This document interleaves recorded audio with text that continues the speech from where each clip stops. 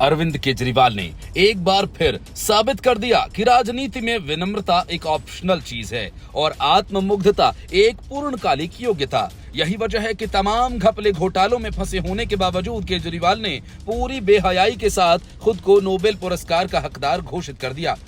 केजरीवाल को ये नोबेल सुशासन के लिए चाहिए।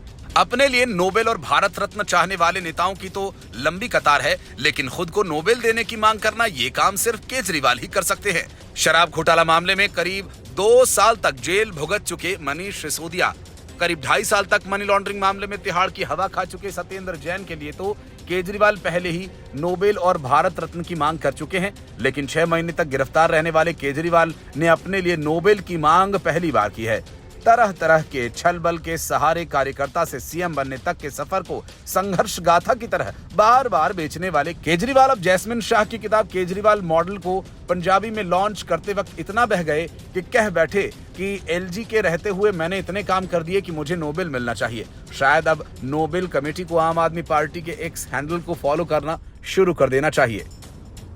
दिल्ली की जनता शायद अब भी ये सोच रही होगी कि कौन सा काम किया गया जिसके लिए उन्हें नोबेल चाहिए। क्या वही मोहल्ला क्लिनिक जिनके बाहर मरीजों से ज्यादा मच्छर मिलते हैं, या वही सरकारी स्कूल जिनका बजट विज्ञापनों में ही खर्च हो जाता है?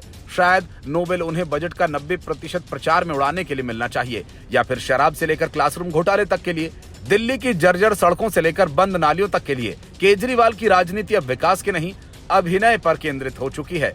मैं कोई सिकंदर नहीं हूं, ये कहना भी उनके अभिनय का हिस्सा है, क्योंकि सिकंदर भले ही न हो, लेकिन कैमरे के सामने वीर रस में डूबे संवाद जरूर मारते हैं। जनता को लगता है कि वो देश सुधारने आए हैं, लेकिन असल में वो खुद के व्यक्तित्व को ब्रांड बनाने की मुहिम में लगे हैं।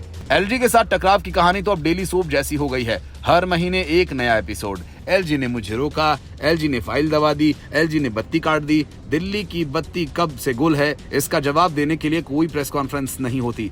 नोबेल मांगना आसान है, लेकिन वायु प्रदूषण से लेकर पानी की कमी तक जिन असली मुद्दों को उठाना चाहिए, वहां सन्नाटा पसरा रहता है। 3 बार दिल्ली की सत्ता में रहने के बाद भी अगर आपकी सबसे बड़ी उपलब्धि ये हो कि काम नहीं करने दिया गया, तो नोबेल नहीं, सबसे बड़ा बहाना अवार्ड मिलना चाहिए। और वैसे भी जब सिसोदिया के जेल जाने को त्याग और बलिदान बताया जा सकता है, तो केजरीवाल जी को नोबेल देना भी कोई बड़ी बात नहीं। अब सवाल यह है कि अगर कल को बिजली चली जाए तो क्या वो ऑस्कर भी मांग लेंगे, क्योंकि बिना बिजली के भाषण दिया, और या अगर एयरपोर्ट पर फ्लाइट लेट हो गई तो शांति के लिए Nobel.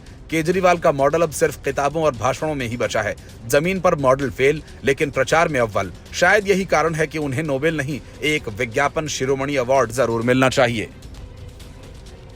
Bureau report, news of India.